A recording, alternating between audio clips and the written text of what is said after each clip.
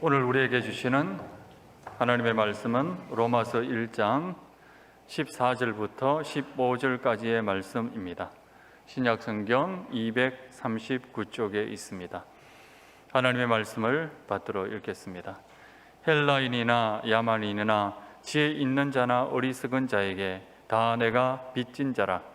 그러므로 나는 할 수 있는 대로 로마에 있는 너희에게도 복음 전하기를 원하노라. 아멘. 오늘은 원래 8월 첫 주일인데 우리가 당회적으로 여러 가지 코로나 사태에 즈음해서 한 달을 미뤘습니다. 그래서 오늘 우리가 이렇게 83주년 기념 예배를 드리게 되었습니다. 하나님께 감사드리고요. 또 우리 앞서가신 믿음의 선진들, 교회를 위해서 애쓰고 힘쓰신 우리 목사님, 장로님들, 여러 중직들과 성도님들께 감사하고, 또 지금도 이렇게 주님을 섬기며 교회를 섬기면서 함께 하신 여러분들께 깊은 감사를 드립니다. 이번 83주년은 특별히 우리가 하나님 앞에 뜻깊은 그런 주일로 드리기로 우리 당회적으로 결의하고 그리고 기도해 왔습니다. 오늘 이 말씀, 우리가 평소에는 매일 성경을 따라서 함께 예배 본문을, 설교 본문을 정했는데 오늘은 특별한 주일이기 때문에 특별하게 우리가 말씀을 따로 정하고 그리고 나누고자 합니다. 한번 같이 기도드리겠습니다. 고마우신 주님, 감사합니다. 우리의 모든 삶의 영역 속에 함께 하시고 특별히 말씀으로 천지를 창조하시고 우리의 삶을 인도하시는 그 능력의 하나님께서 오늘 저희들이 주의 말씀 앞에 엎드렸습니다. 성령께서 우리들의 귓전에 말씀해 주시고 교회들에게 하시는 그 음성을 듣게 하여 주옵소서. 예수님의 이름으로 감사하며 기도하옵나이다. 아멘. 호의가 계속되면 권리인 줄 안다, 이런 얘기가 있습니다. 내가 누리고 있는 그런 혜택이 누군가의 희생과 헌신에 의해서 이룩된 것이다 하는 것을 모르는 거죠. 이 말은 다른 말로 말씀드리면 역사적인 맥락이 없는 그런 것을 의미합니다.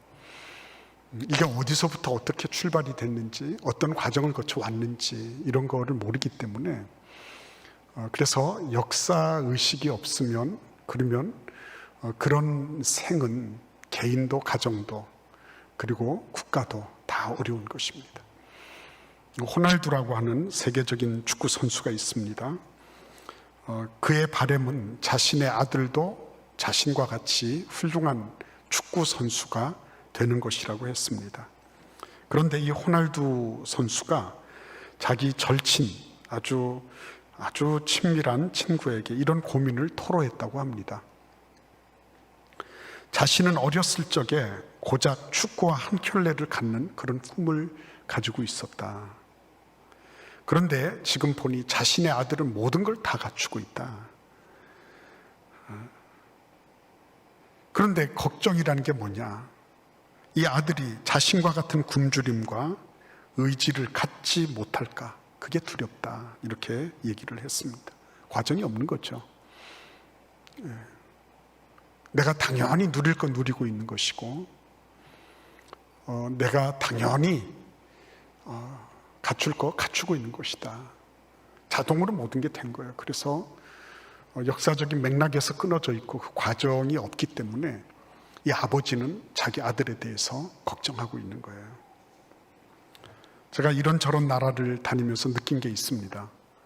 선진국일수록 역사에 대한 그런 부분이 굉장히 존중을 받아요. 그런데 저개발 국가로 가면 갈수록 이 역사에 대한 의식이 없습니다. 희한해요. 그래서 그 교수 선교사를 요구할 때도 저개발 국가에서는 역사신학, 선교 역사를 전공한 교수 선교사가 왔으면 좋겠다, 이런 얘기를 많이 합니다. 제가 있었던 인도네시아도 예외가 아니었어요. 선교 역사를 아는 분들이 없어요. 그걸 전공하려고 하지 않아요.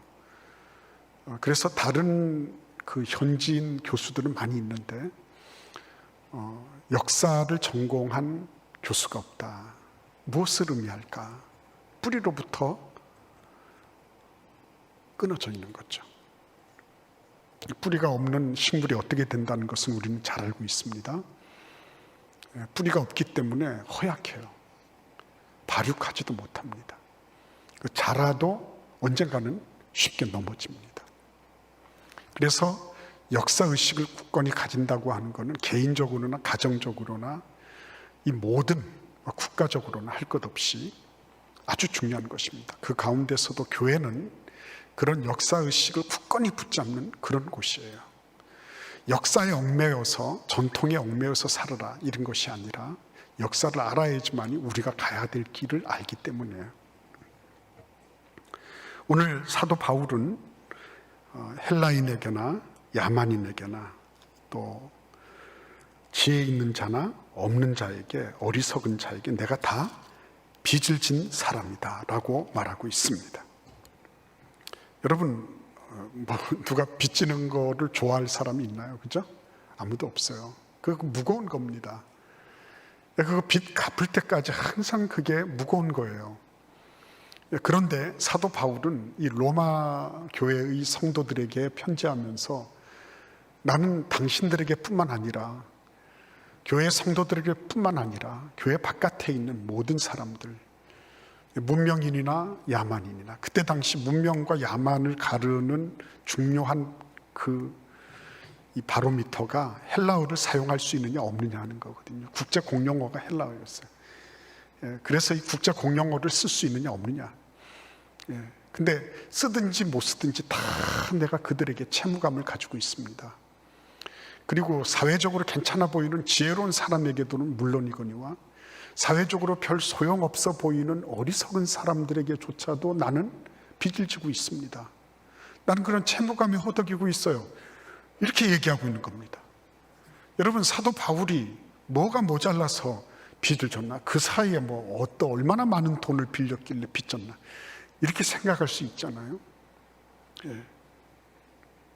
근데 여러분, 신앙생활이라는 게 뭐죠? 신앙생활의 기쁨과 성장은 언제 오는 겁니까?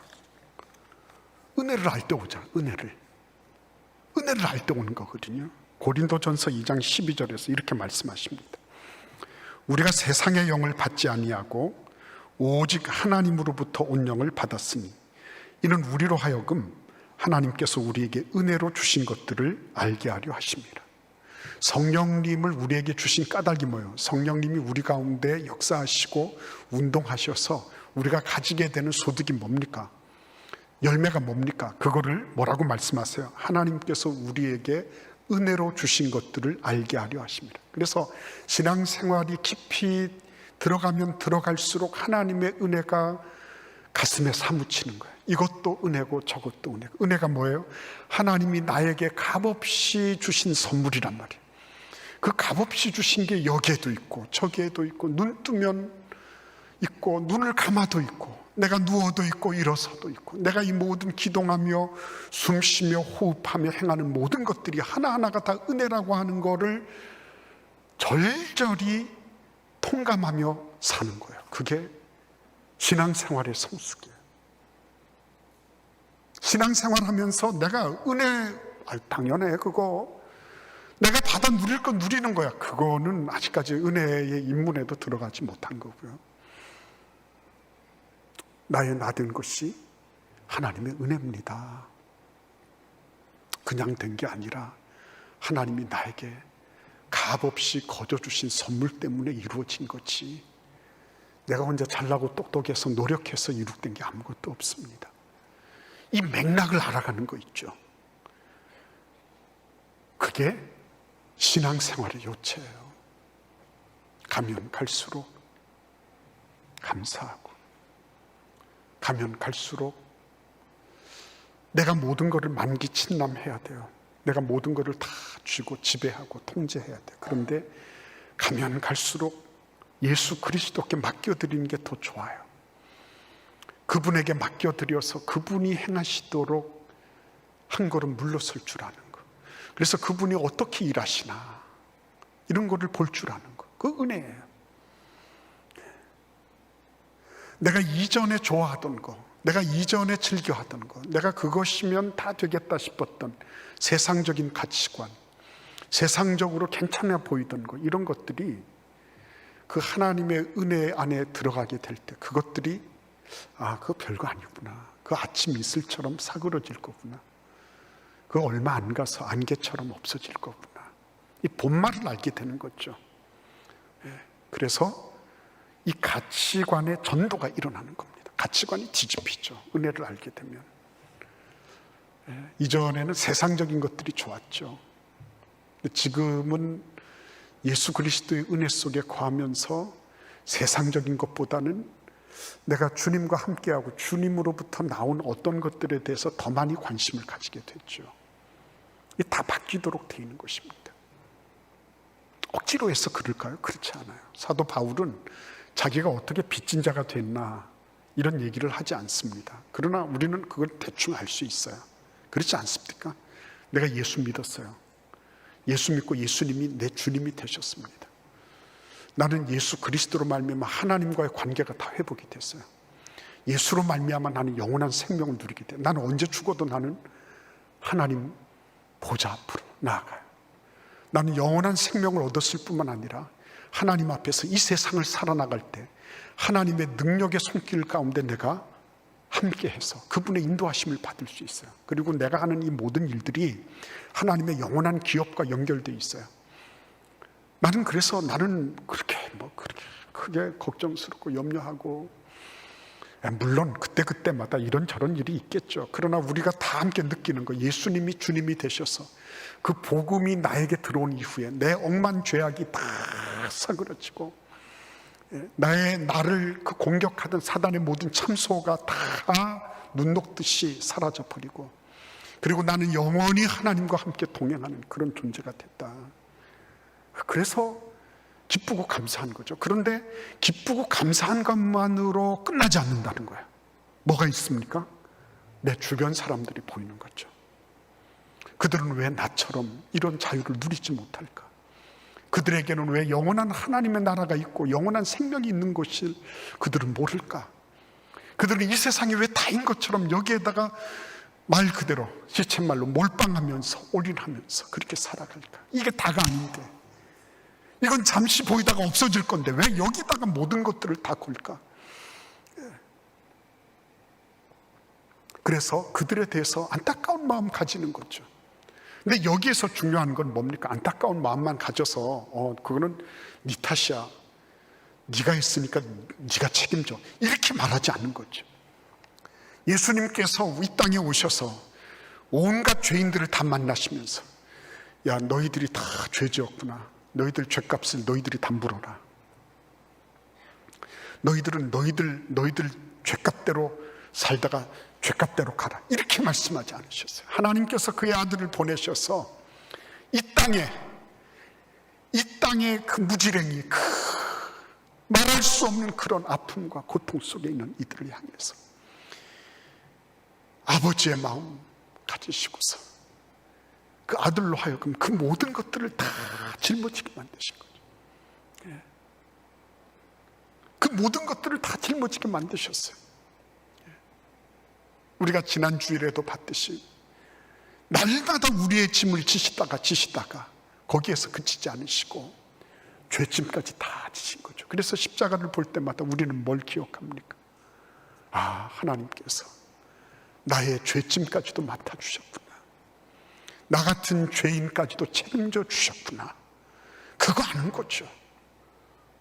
그래서 나 같은 죄인을 책임져 주신 그 하나님의 은혜에 도달하지 못하고 그 은혜를 알지 못하는 사람들에 대해서 뭐가 있는 거예요?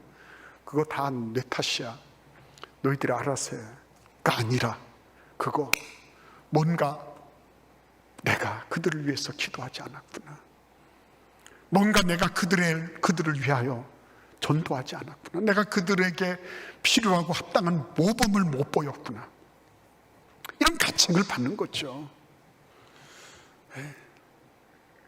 그냥 나대로 사는 것이 아니라, 나만 좋으라고 하는 것이 아니라, 나같지 못한 사람들에 대해서 안타까워하고, 그 안타까움으로 그치는 것이 아니라 그 안타까움이 내가 할 수 있는 어떤 부분을 내가 하지 못해서 그런 것 아닐까, 그거를 나의 책임으로 받아들고 그것을 나의 것으로 수렴해 내리는 거죠. 그래서 여러분, 기독교는 다른 것입니다. 그냥 무조건 열심히 적선해서 희생해서 좋은 데 가고 그런 게 아니에요. 다음 생에 괜찮게 태어나고 이런 게 아닙니다. 성경 말씀이 가고 그리스도 예수의 제자들이 가는 곳에는요, 거룩한 빚진 자, 거룩한 채무의식이 있는 거예요. 저 사람이 저렇게 살아가는 거, 하나님 없이 살아가는 거, 그것은 나의 궤도, 내가 그들에 대해서 가지고 있는 일말의 어떤 무엇, 그들을 향하여 내가 해야 될 어떤 부분들을 감당하지 못해서 그런 것 아닐까, 거룩한 책임의식이 있는 거예요. 작년 10월쯤이었습니다. 대전신학대학에서 이전과 연관해서 공청회를 하는데, 그때 청주에 계신 원로 목사님 이한홍 원로 목사님께서 나오셔서 모두 발언을 하셨습니다. 근데 누가 뭐라고 말씀드리지도 않았지만 우리 대전신학대학은 이자익 목사님이 교장이 되셔서 세워졌는데 그 배후를 대전제일교회가 다 감당했다, 이런 취지로 말씀하셨어요. 저는 이렇게 그냥 참석하고 있다 깜짝 놀랐습니다. 우리 굉장히 연세도 높으시고 우리 중부 교계의 원로이신데요, 그런 말씀하시는 것을 들으면서 제가 불현듯 우리 교회가 지니고 있는 그런 위치들, 이런 것들을 생각해 보지 않을 수가 없었습니다. 1938년 8월 5일 날 우리 교회는 정동에 있는 안성미장원 2층에서 다다미 16장 깐 곳에서 시작을 했습니다. 부녀자 3명에서 4명, 그리고 아이들이 한 20-30명 이렇게 모였습니다. 그때 오신 목사님은 청주 제일교회를 담임하셨던 경한 목사님이셨어요. 청주 제일교회는 북장로교회 프레드릭 밀러 선교사님이 충북 지역을 선교하시면서 세워진 1904년도에 세워진 충북 지역의 모교입니다. 근데 그때까지 1936년 어간까지 우리 대한민국은 전 세계에서 들어온 선교 기관들 그리고 교단들이 서로 지역을 분할해서 서로 대립하고 갈등하고 경쟁하지 않도록 선교지 분할 정책을 시행해 왔습니다. 그래서 예를 들면 호주 선교회는 부산 경남을, 남장로교회는 전남 일대를, 그리고 감리교회는 이 중부 지역 강원 경기를 이런 식으로, 서울은 전부 모든 교단이 다 하고, 그리고 경북 지역은 북장로교회가 한다, 충북 지역은 감리교회와 북장로교회가 함께 한다, 이런 식으로 서로 이렇게 다 분할을 했어요. 그런데 1936년도가 되면서 이제 일제에는 드디어 감추어놨던 마각을 드러내기 시작했습니다. 그래서 내선 일체를 주장하면서 궁성요배를 해라, 궁성을 보고 절하고 신사참배를 해라, 이렇게 압박을 해오기 시작했습니다. 그래서 1936년도가 되면 미국이나 다른 지역에서 왔던 선교사님들이 운영하던 기독교 사립학교가 전부 문을 닫습니다. 그것을 학교 인퇴 사건이라 그러는데요, 우리는 학생들로 하여금 신사참배를 하도록 그렇게 묵인할 수가 없다. 학교 문을 열면 신사참배를 해야 되거든요. 그런데 그걸 하지 않기 위해서 문을 닫아버립니다. 그래서 36년도가 되면 이 선교지 분할 정책 자체가 사실상 이게 해제가 돼버리죠. 왜냐하면 어떻게 해서든지 한 명이라도 더 복음을 전해야 됐기 때문이에요. 그러나 36년도에는 로마 가톨릭이 신사 참배를 그것을 인정합니다. 이거는 문화 행사다 뭐 이런 식으로 갔어요. 그리고 37년이 되면 감리교회가 신사 참배에 참여하게 됩니다. 그리고 1938년이 되면 9월 달에 대한예수교 장로회 제27차 총회가 있었는데, 그때 대한예수교 장로회 우리가 속해 있는 교단도 결국은 신사 참배를 허용하게 돼요. 그리고 그 앞에 무릎을 꿇게 됩니다. 물론 찬반 토론이 있었습니다. 그럼에도 불구하고 일본 순사들이 각 총대들 옆에 앉아서 강압적으로 그것을 결의하게 만들었습니다. 그래서 여러분, 우리 교회가 1938년 8월 5일 날 설립하게 되었는데 9월 달에 총회가 되면서 신사 참배가 그게 강행이 된 것입니다.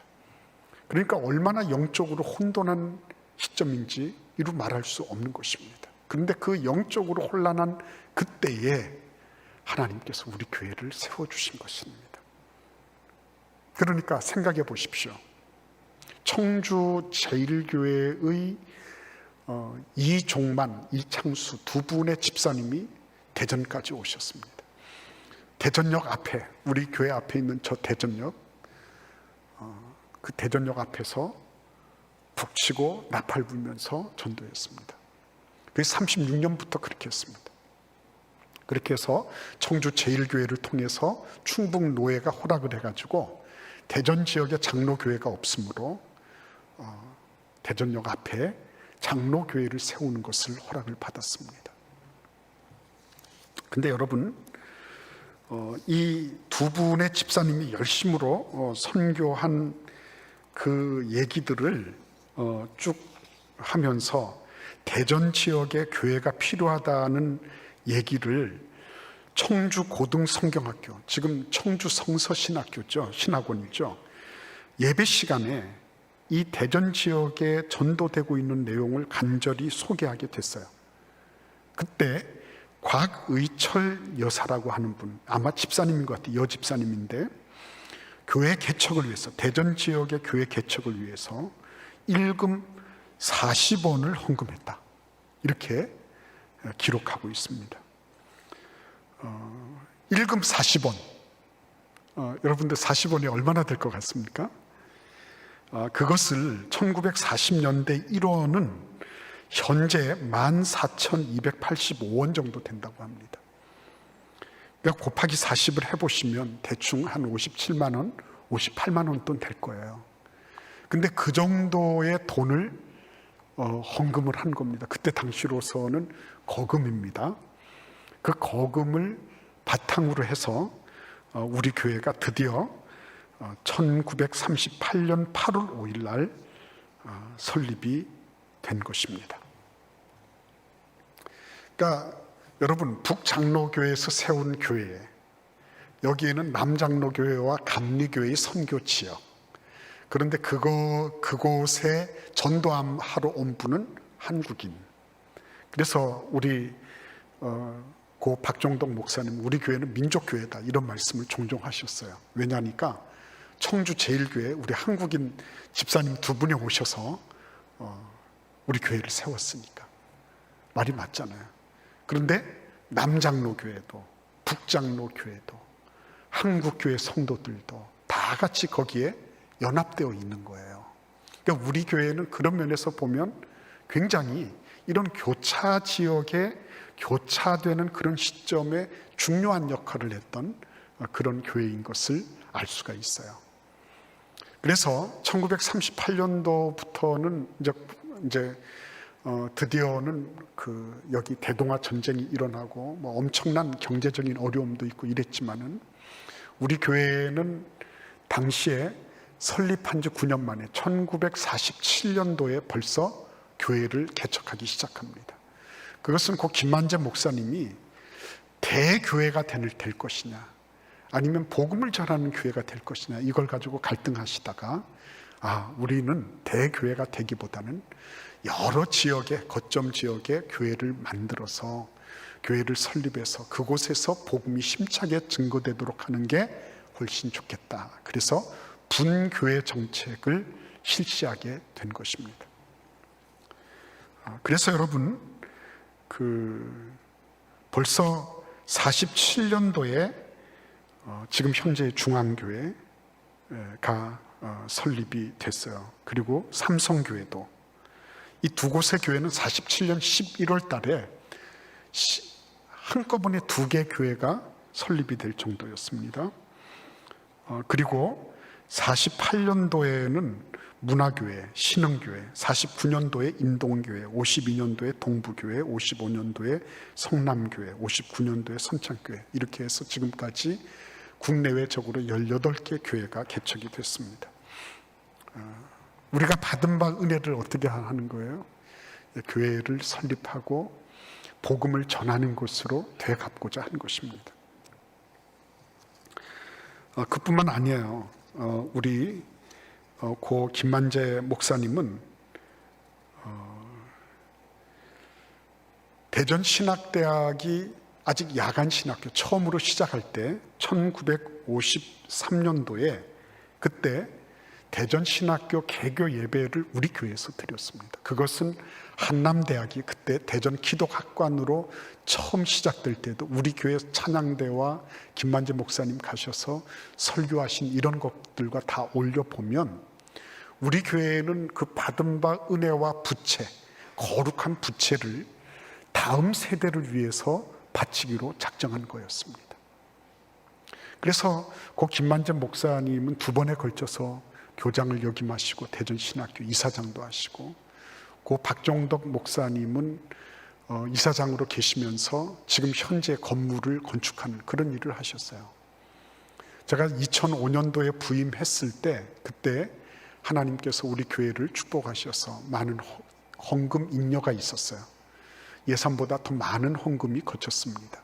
그때 그때 당시 선임이셨던 고병우 장로님을 위시해서 우리 장로님들이 한결같이 이 건축 헌금 미납되어 있는 거 이거를 빨리 갚으면 좋겠다, 이렇게 해서 만장일치로 그 연말 당회 때 이 건축 헌금을 다 완납한 그런 기억이 있습니다. 이 모든 것들을 생각을 해보면 하나님께서 우리 교회가 단순하게 우리 교회만의 부흥을 추구한 그런 교회가 아니었다. 우리 교회는 적어도 하나님 앞에서 영적으로 복음을 증거하고 다음 세대를 생각하는 역사적인 안목을 가지고 있었던 그런 어르신들, 그런 지도자들이 우리 교회에 함께하고 계셨다. 너무너무 감사한 거예요. 근데 그것으로 그치지 않습니다. 우리 김만재 목사님은 61년도와 67년도 두 번에 걸쳐서 연합회장을 지내셨어요, 대전시에.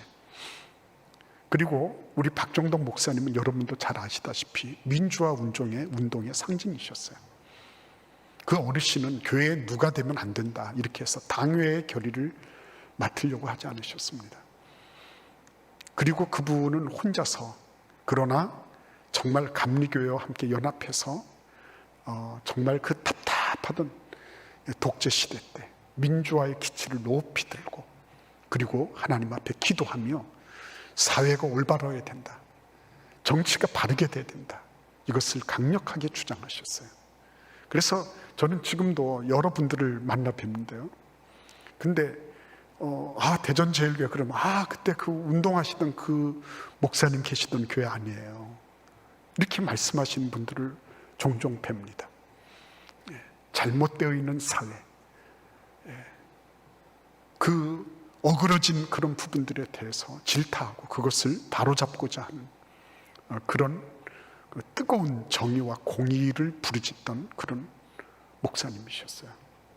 그래서 우리는 사회적으로도 그런 역할을 감당하려고 작정하고 드렸던 그런 교회입니다. 그리고 지금은 여러분도 다 아시다시피 우리 교회는 11,100을 이루는 복의 근원되는 교회가 되기를 바라요. 그래서 이 세상을 섬기는 만 명의 성도들, 모든 성도들이 이 세상을 섬기는, 교회 안에서만 섬기는 존재가 아니라 세상의 빛으로 소금으로 존재하는 그런 성도들이 되고, 그리고 1000개의 미자립교회, 개척교회, 신학교, 캠퍼스를 돕고 섬기고 지원하는 교회가 되고, 그리고 100개의 해외 개척 선교 기지를 설립하고 그것을 통해서 복음의 역사가 일어나도록 하는 일, 이런 일들을 우리가 지금도 감당하는 거죠. 그런데 그 감당하고자 하는 것은 왜 그런 거죠? 역사적으로 그렇게 해왔으니까. 역사적으로 우리 교회는 우리 교회만을 위한 교회가 아니라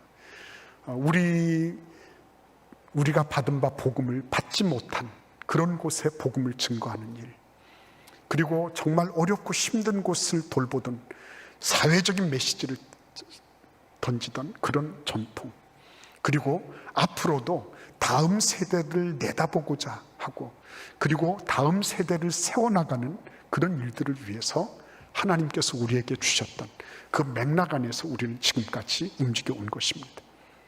저는 우리 역대의 우리 목사님들과 장로님들 천국 가면 참 기쁠 것 같아요. 할 말이 너무 많아서 얼마나 정말 훌륭하고 아름답고 귀하게 그 어려운 시기를 그렇게 헤쳐 오셨을까 너무너무 궁금해요. 궁금하고, 지금도 우리 원로 장로님들, 그리고 우리 이제 연로하셔서 은퇴하신 우리 권사님들, 안수 집사님들 이렇게 뵙게 되면 참 감사해요. 어떻게 여기까지 오게 하셨을까? 너무너무 고마운 거예요. 근데 여러분, 오늘 이 말씀을 한번 같이 보겠습니다. 16절을 보십시오. 15절입니다. 15절을 보십시오. 같이 읽어볼까요? 그러므로 나는 할 수 있는 대로 로마에 있는 너희에게도 복음 전하기를 원하노라. 할 수 있는 대로 로마에 있는 너희에게, 지금 로마 교회 성도들에게 이 편지를 쓰고 있는데요, 로마에 있는 너희에게도 복음 전하기를 원한다. 이 얘기는 뭡니까? 아니, 이미 복음을 알고 있는데 왜 그렇죠? 그렇죠. 복음이 뭡니까? 예수님이 나의 주님이 되신다는 거 아니에요. 내 생의 주님이 그분이시라는 거 아닙니까? 내가 아니라는 거 아니에요. 그죠? 이 복음은 한 번 듣고서 그치는 게 아니에요. 복음 한 번 듣고 내가 천국 갈 면허 얻었다, 이런 게 아닙니다. 복음은 매일 매 순간 또 듣고 또 들어야 되죠. 그죠? 복음의 이 말씀은 항상 나에게 필요한 거거든요. 그러니까 할 수만 있다면 나는 로마에 있는 당신들에게도 이 복음 증거하기를 바란다, 이렇게 말하지 않을 수 없었던 거예요. 그죠? 예수님이 나의 주님이 되셨다. 그분이 내 생의 주인이시다. 내가 그분께 의뢰하고 맡기면 그분께서 나의 삶을 가장 아름답게, 가장 복되게 모든 것을 합력하여 선을 이루시며 이끌어 가신다. 그분이 나의 주님이시다. 그분이 나를 영원히 인도하실 것이다. 그분이 내 모든 생사화복을 다 쥐고 계신 나의 사랑하시는 주님이시다. 그죠? 그 고백이죠. 그죠? 할 수만 있으면 나는 이 복음을 들은 너희에게 나도 다시 복음 증거하고 싶다, 이거예요. 우리는 다시 한번 봐야 되는 겁니다. 우리 믿음의 선진들께서 그렇게 애쓰셨어요. 대사회적으로. 그리고 학교를 설립하고 학교를 섬기고 그 학교를 위해서 지원하는 일을 아낌없이 하셨습니다. 그럼에도 불구하고 하나님께서 그러실 거예요. 할 수 있는 대로, 할 수 있는 대로. 그렇죠? 우리 한국교회는 거룩한 그런 전통을 가지고 있어요. 그게 뭐냐면 어떤 중요한 기념일이 될 때마다 하나님 앞에 선교하고 전도하고 교회를 위해서 뭔가 기념비적인 일을 하는 거예요. 그래서 1907년도에 7분의 목사님이 세워졌던 동노회가 설립되었을 때, 그때 이기풍 선교사님을 제주도로 파송했습니다. 1912년도에 총회가 설립이 됐습니다. 그때는 산동성으로 3분의 선교사님을 파송하기로 작정을 합니다. 박태로, 사병순, 김용훈, 이 3분의 선교사님을 산동성으로 파송을 합니다. 그래서 1913년도 그 이듬해 때 이분들이 드디어 산동성 선교를 위해서 가게 됩니다. 근데 여러분, 산동성 선교를 하겠다고 하는 거는 당시에 중국은 대국이었죠. 우리나라는 거의 속국화되다시피 한 그런 나라였죠. 그리고 산동성은 어떤 곳입니까? 그곳의 제남이라고 하는 곳은 공자의 고향이에요. 공자왈 맹자왈 하는 그런 곳이라는 거예요. 근데 지금껏 그 유교의 주자학이며 성리학이며 이런 거를 다 받아들였고 그렇게 살아왔던 그런 조선 민족 아닙니까? 근데 그 민족이 지금 이 자기들이 받았던 이곳을 거슬러서 그곳에 가서 복음을 전하겠다고 이렇게 한 거예요. 어떻게 생각하십니까, 여러분? 초등학교 학생들이 대학생들한테 가서 내가 알고 있는 건 내가 가르쳐 줄게 이렇게 하는 역할 생각되지 않나요? 아프리카에 있던 어떤 나라가 저 미국이나 어떤 선진국에 가서 내가 너희들 모르는 거 내가 가르쳐 줄게 이렇게 하는 것과 같지 않을까요? 충분히 그럴 수 있죠. 근데 여러분, 복음은 그렇지 않습니다. 복음은 알면 알수록 이 세상의 어떤 기준에 의해서 흔들리지 않아요. 저 사람 가졌으니까 저 사람 잘 나가니까 이런 게 아니에요. 복음으로 불타올랐던 한국 교회는 그 장면을 보면서 저 사람들은 지금 공자와 맹자의 요새에 얽매여 있구나. 예수 그리스도의 이 자유의 복음을 알지 못하는구나. 이 놀라운 자유의 복음, 이 놀라운 영생의 복음, 이 생명의 복음을 알지 못한다면 아무리 공자라 할지라도, 공자 하랩이라 할지라도 이 복음 전해 듣지 않으면 안 된다. 이렇게 결정한 거예요. 그리고 파견을 한 겁니다. 우리 대전로회 60주년 때도 스시마 선무로 박영철 선교사님을 파송을 했어요. 이번에 우리가 83주년을 맞이할 때도 우리 당회는 어떻게 우리가 이 기념을 잘할 수 있을 것인가. 그래서 하나님 앞에 이날을 우리 대전 신학대학을 후원하는 그런 주일로 우리가 한번 섬겼으면 좋겠습니다. 그래서 여러분, 우리 당회가 결의하고 기도해 온 것입니다. 가장 어려울 때 1938년 민족과 교회가 풍전 등하의 위기에 있을 때 그때 우리 교회를 세워주셨어요.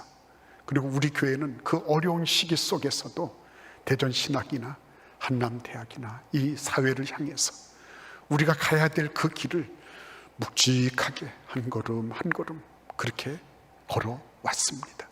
그래서 여기까지 왔어요. 제가 오늘 이 아침에도 눈을 뜨면서 하나님 앞에 너무 감사했습니다.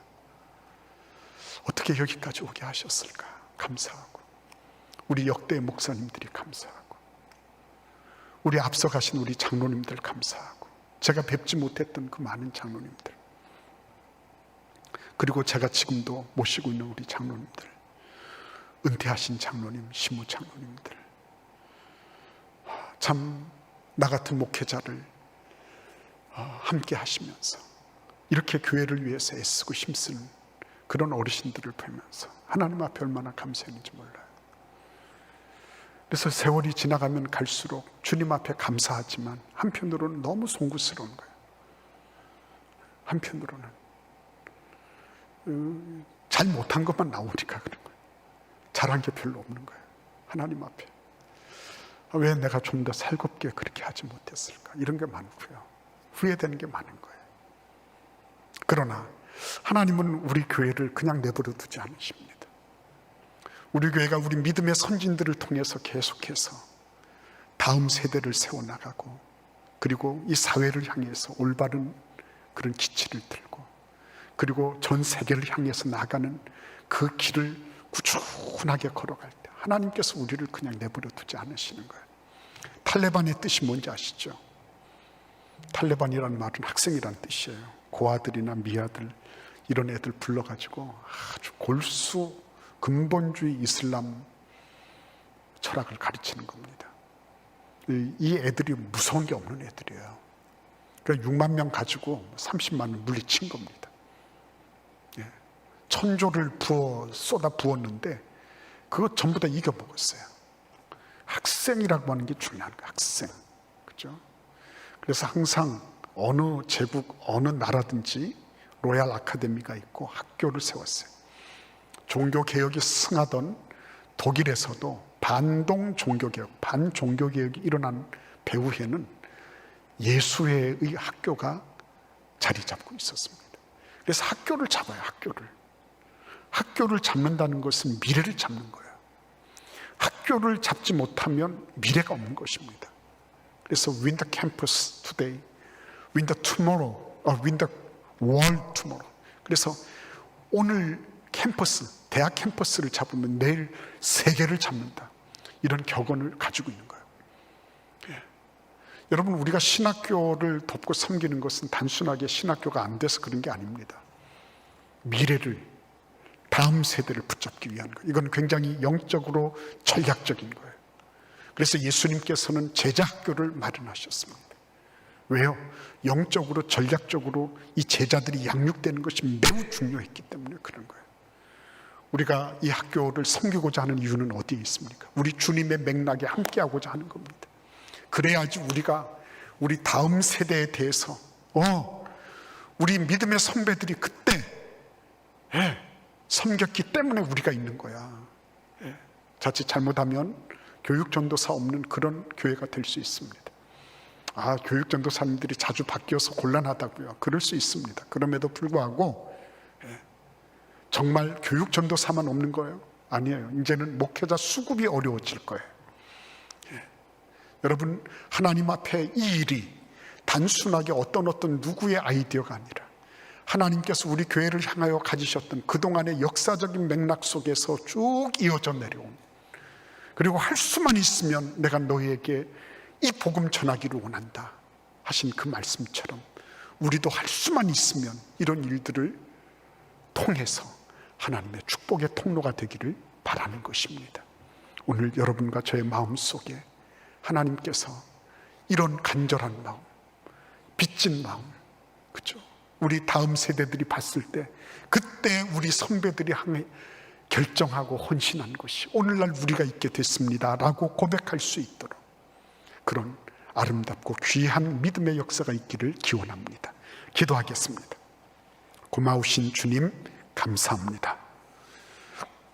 이 놀라운 은혜와 복음, 이 놀라운 사랑을 저희들이 빚졌는데 이것을 잘 갚아나가는 그런 은혜로운 교회, 은혜로운 주의 백성들 다 되도록 축복하여 주옵소서.